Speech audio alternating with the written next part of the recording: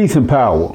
This is going to be a short video. I'm not going to make it too long, but it's going to be real informative. So basically what I'm going to build on is this. There are three types of people walking this planet. Three types. It's always different types depending on what you're talking about. But in this level, I'm talking about three types of people when it comes to success. You have the type of person who plays the game to win. You have the type of person who plays the game to lose, and then you have the type of person who plays the game not to lose. And I'm gonna break these three down right after the intro. So sit back, go get you a cup of coffee, whatever it is that you need to do to enjoy a video while we play the intro. If you didn't heard the intro enough, skip past it and go on and go to the rest of the video. But let's build on it. Peace. Yeah, you're not rocking with the best. It's been a long time coming that a change gonna come. Yeah, all they gotta do is follow me, man. It's been a long time coming that a change gonna come. Yeah.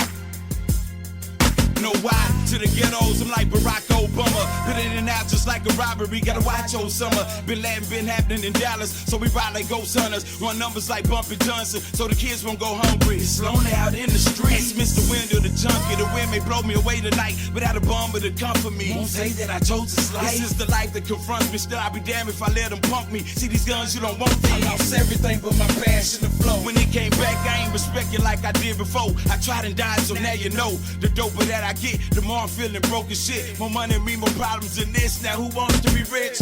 Can I get a show of hands and show of fans? The curse that I can attend like Tony. Feel like I'm still a man, if you would just call my name like Mike, I swear I'd be there with a blunt and the mic to celebrate life. It's been a long time coming.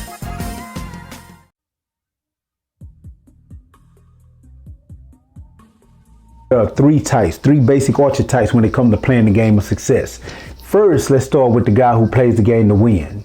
When you're dealing with somebody who plays the game to win, it just basically means that they're doing all the things to set the chessboard up to make sure that they're in the best possible position that they can put themselves in to make sure that they win. They have goals. They got them laid down on the smart level, the SMART level. They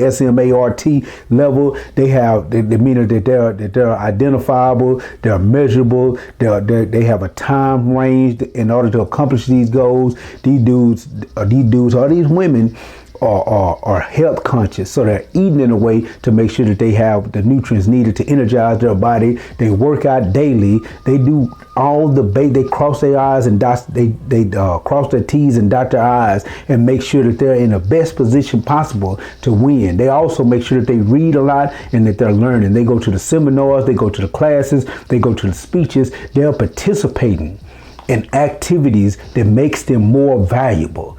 But more important than anything else is their perspective on life, the way that they see things. Because as you're playing the game for success, you're gonna take some losses. And these people know how to take their L's correctly, meaning that they know how to look at their L's and see them not as a loss, but as a learning experience in order to move them closer to their ultimate goals. A good example of this, I used to watch this cartoon when I was a little boy named Gargoyles. I don't know if you've ever seen it. If not, I don't know, look it up. But the protagonist in this show was a guy named David Xanatos. He was the arch nemesis to the Gargoyles. David Xanatos was this rich billionaire guy, and his goal was to take the Gargoyles out. So anyway, just about on every show, his assistant name was Owen. Owen, as they would lose, fail in their endeavor, and then Owen would say, "I'm sorry, Mr. Xanatos, look like you failed again." And David Xanatos, he didn't accept failure. He used to say, "I haven't failed, Owen." Basically what happened is we just learned one more way that doesn't work, which puts us closer to success. I see today as a success. And that's the way he viewed things. That was his perspective on life. Anything that didn't kill him essentially just made him stronger and moved him closer to his goals. And that's the ultimate mind state that those who play the game to win have to have in order to be in a position to win and be successful.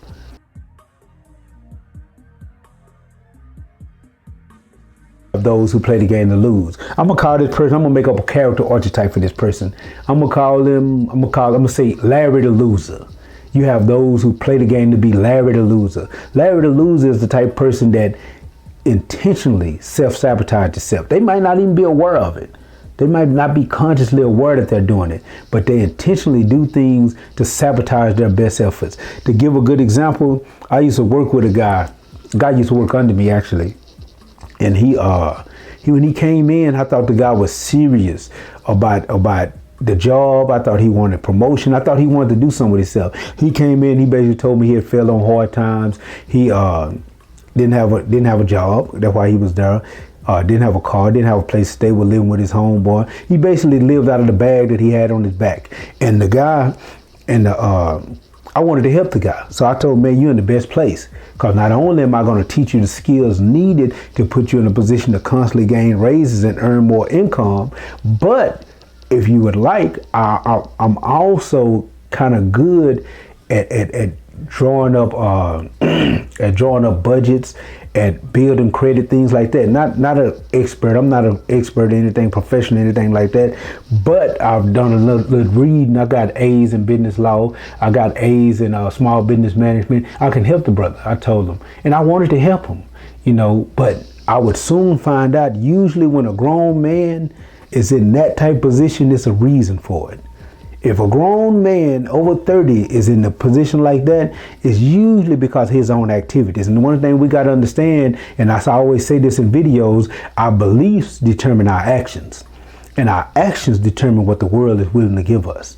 And this man had beliefs that are so twisted, it's ridiculous. I would find out, being his lead, I would find out that a lot of this dude's beliefs, the dude was late for work every day, at least by 30 minutes, every single day. No matter how many times I talked to him about it, I'd sit with him, I'd give him warnings, and his whole thing, his argument was he's not really late. Since the company is late getting him his check, then he's gonna be late to go to work, which the company wasn't late with his check. The company don't give checks till after lunch.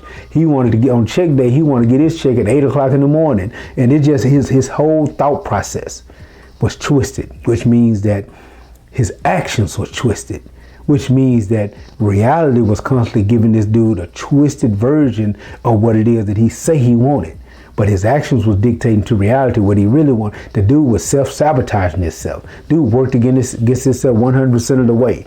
And I have another example of another person. This was a brother that I knew that I was kind of close to. But every move that he made, he worked against himself.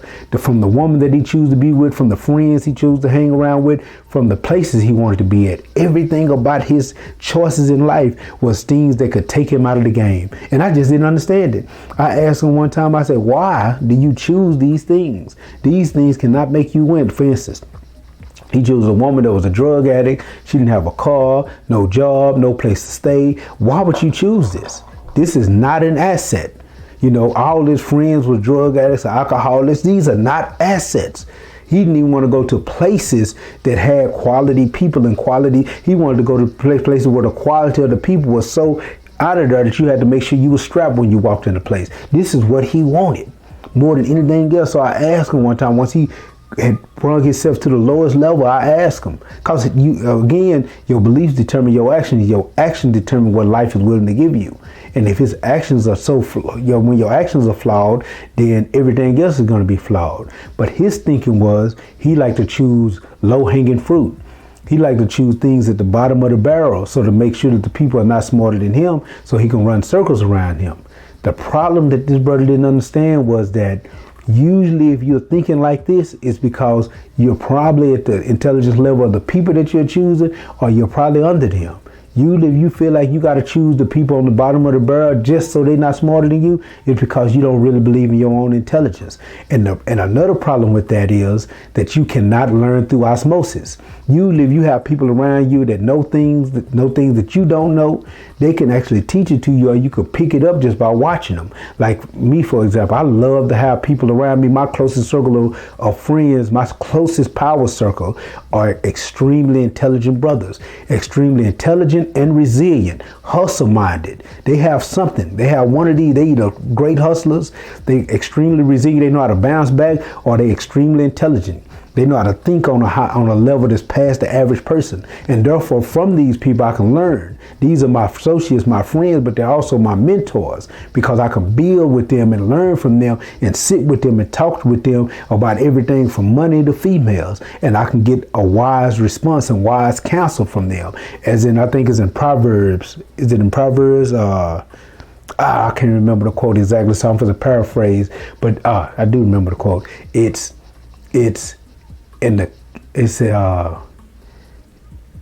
amongst the counsel of the wise, there's safety. There's safety amongst counselors. So I try to keep wise counselors around me. But yes, you do not want to be Larry the loser. Do not play the game to lose.